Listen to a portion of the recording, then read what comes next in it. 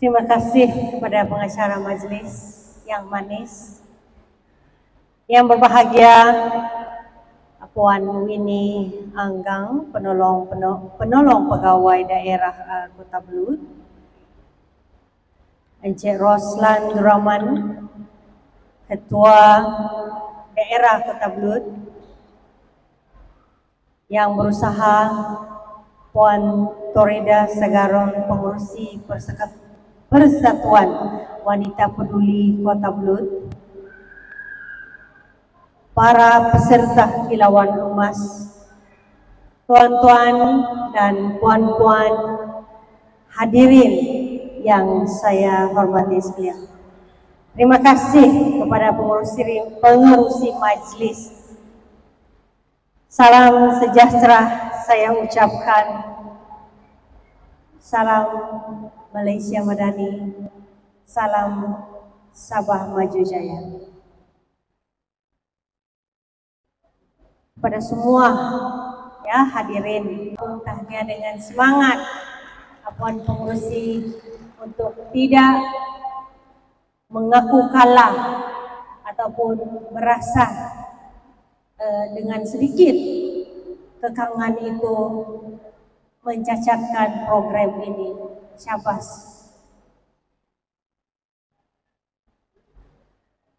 Terlebih dahulu saya ingin mengucapkan ribuan terima kasih kepada Persatuan Wanita Peduli Kota Belud atas jemputan sempena hari ulang tahun yang pertama tertubuhnya persatuan ini. Sebelum saya teruskan, saya juga ingin berterima kasih atas kehadiran penolong pegawai daerah, di mana beberapa hari baru saja berlalu tempat yang sama kami juga bersama dengan program Jabatan Hal Ehwal Wanita Sabah yang baru-baru berlalu. Dia pun tanya juga saya tadi, Dato dari mana? Dari KKK, dari kawasan. Saya cakap saya macam burung saja ini. Sekejap di sini, sekejap di sana. Pada hari ini disebabkan kemarin juga di kawasan saya ada program Jabatan Hal Ehwal Wanita Sabah, dan hari ini untuk tidak menghampahkan kepada persatuan, saya sampai di Kota Belud pada hari ini. Saya difahamkan bahwa Persatuan Wanita Peduli Kota Belud ini mempunyai misi yang sangat menarik. Antaranya ialah memberi sokongan dan bantuan kepada mereka yang mengalami gangguan emosi dan mental, dan juga menganjurkan program yang dapat membantu meningkatkan kemahiran. Hadirin yang saya kasihi sekalian, zaman sekarang adalah zaman yang sangat mencabar.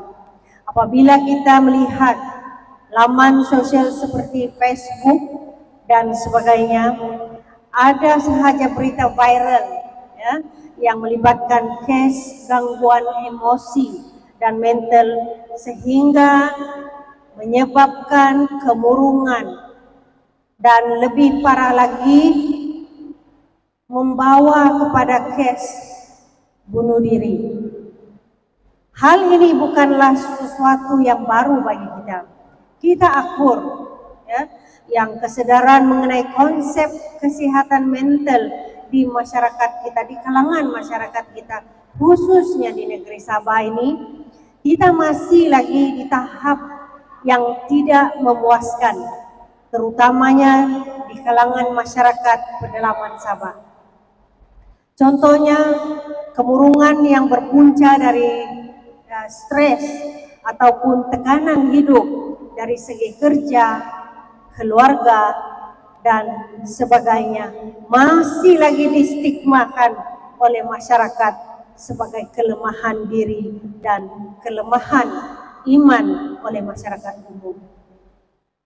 Ia menjadikan orang biasa segan, orang macam kita lah yang segan untuk mendapat bantuan karena takut kepada stigma yang dikaitkan. Ia dianggap sesuatu yang amat memalukan melemahkan, tidak berdisiplin dan sebagainya.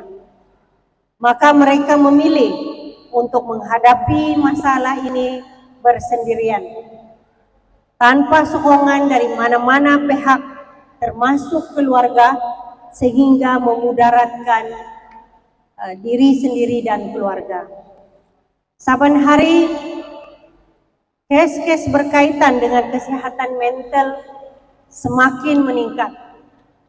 Ini karena dengan perubahan arus kemajuan, dinamik permasalahan hidup juga bertambah.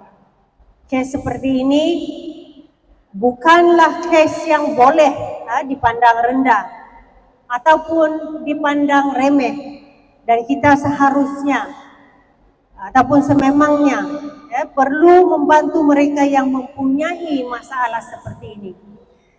Kita tahu dan kita faham masalah seperti ini bukanlah mudah untuk kita kesan menggunakan mata kasar kita. Kadang ada di kalangan mereka yang boleh duduk ketawa bersama dengan kita, tetapi apabila mereka bersendirian, kita tidak tahu apa yang sedang mereka deritai. Maknanya secara mata kasar, dia boleh duduk bersama dengan kita, ketawa, bercerita. Mungkin ada di antara di kalangan yang duduk dengan kita itu ada masalah, tetapi mereka masih tidak berani mau share ataupun kongsikan sebab stigma yang saya sebutkan tadi, seperti malu, seolah-olah ia membuka pekung di dada, ya. Tapi sebenarnya kalau dibiarkan ini akan menjadi suatu penyakit. Ya, bagi saya anggap itu satu penyakit, sebab sekiranya kalau dia tidak dapat tanggung sendiri, dia akan buat keputusan sendiri di luar pemikiran, kotak pemikiran kita sebagai masyarakat, ya. Kita tahu dan kita paham masalah seperti ini bukanlah mudah untuk kita kesan. Seperti yang saya katakan tadi, kalau di kawasan saya bagi contoh, dia ada perkara ini ataupun masalah emosi ini ada di mana-mana. Di kawasan saya sendiri ada ramai yang mengalami gangguan emosi, dan tidak kurang ada juga kes yang sampai bunuh diri. Ada beberapa kes di kawasan saya, ya, di Tulid ini terjadi. Jadi ini sangat menyedihkan saya. Saya sendiri pun berpikir, saya tidak dapat pikir macam mana mau membantu mereka yang bermasalah seperti ini. Ya. Ini bukan sahaja dia tidak kira sama ada dia wanita ataupun lelaki. Kes ini bukan saja dideritai oleh kaum wanita, tetapi ia juga melibatkan kaum lelaki. Ada juga saya nampak dalam TikTok ataupun Facebook ataupun media-media sosial yang boleh kita nampak melalui handphone kita. Kanak-kanak kecil pun sudah mulai yang orang bilang kalau kita baru dalam sekolah rendah, ada, saya pernah terbaca. Dan di sini saya sangat bersetuju sekiranya persatuan ini dapat melaksanakan satu program yang melibatkan hal ini. Sama seperti dalam misi persatuan ini, ingin memberi sokongan dan bantuan kepada mereka yang mengatasi gangguan emosi. Persatuan boleh merujuk kepada klinik atau hospital untuk bekerja sama, mau mengadakan bengkel kesadaran ya. Hadirin sekalian, menubuhkan sebuah persatuan bukanlah satu perkara yang mudah. Karena sebelum kita mau menubuhkan persatuan, kita sudah semestinya mempunyai tujuan yang jelas. Apakah fungsi persatuan yang kita akan tubuhkan, dan sudah seharusnya melaksanakan fungsi persatuan tersebut. Memilih nama persatuan juga berkait rapat dengan tujuan penubuhan persatuan tersebut. Walau bagaimanapun, nama Persatuan Wanita Peduli Kota Blud ini sangat menarik, karena saya sebagai seorang wanita dan juga sebagai seorang ibu, kita tidak akan fokus dalam membantu wanita sahaja, malah kita mau membantu keluarga, generasi muda, dan juga para kaum lelaki yang memerlukan, karena inilah naluri seorang wanita, membantu mereka yang memerlukan.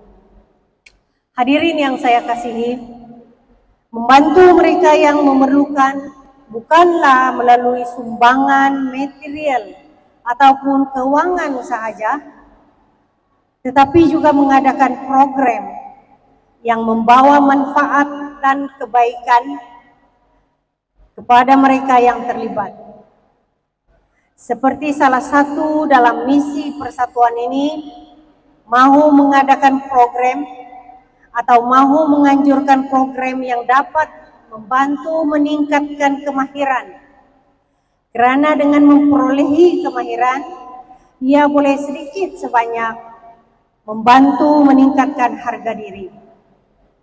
Justru memberi harapan untuk pesakit untuk terus menempuh hidup. Di bawah Kementerian Pembangunan Masyarakat dan Kesejahteraan Rakyat, melalui Jabatan Hal Ehwal Wanita Sabah, banyak program ataupun kursus yang dianjurkan melalui kerjasama dengan ramai persatuan. Oleh sebab itu, sekiranya persatuan ini bertekad dan mahu membantu warga Kota Blud, persatuan ini boleh berhubung dengan Jabatan Hal Ehwal Wanita Sabah untuk meminta pandangan dan juga nasihat apakah program ataupun kursus yang sesuai untuk dilaksanakan di kawasan Kota Blud sesuai dengan misi visi persatuan. Saya percaya wanita Kota Blud, khususnya persatuan ini, mempunyai kelebihan tersendiri yang lebih memahami keperluan akar umbi serta kemampuan memimpin yang lebih berisi. Saya pause kejap. Orang bilang lain padang, lain lalangnya. Itulah maksud saya. Kalau saya ditanya, saya pun tidak tahu apa yang baik untuk orang ataupun wanita Kota Blud. Kalau ditanya di kawasan saya tahu, sebab saya duduk di sana. Jadi ini adalah satu kerja kepada persatuan untuk mencari apa kesesuaian kursus ataupun taklimat-taklimat yang perlu kita angkat di Kota Blud.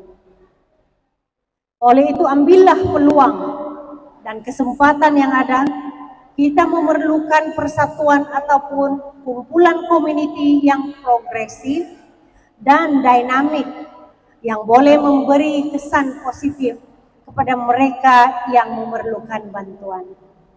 Saya juga percaya Anda semua di sini mampu memberi impak besar kepada community setempat Anda. Jangan lupa, karena community yang dibentuk hari ini adalah yang akan membentuk generasi baru yang akan datang.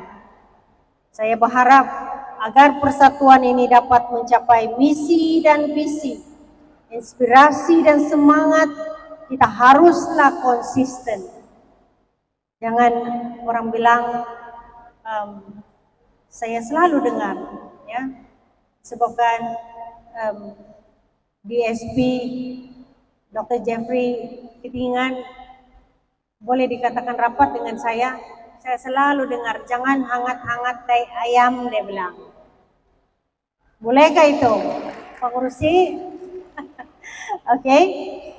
Misi dan visi yang jelas, dan paling penting, Anda perlu menjadi orang yang kuat,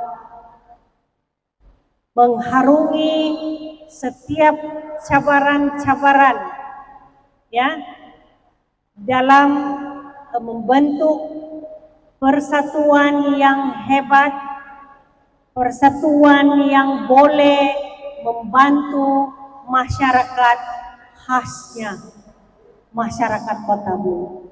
Dengan ini, saya meresmikan Majelis Ulang Tahun pertama Pertubuhan Persatuan Wanita Peduli Kota Belud tahun 2023. Sekian dan terima kasih. Majelis meresapkan setinggi-tinggi penghargaan dan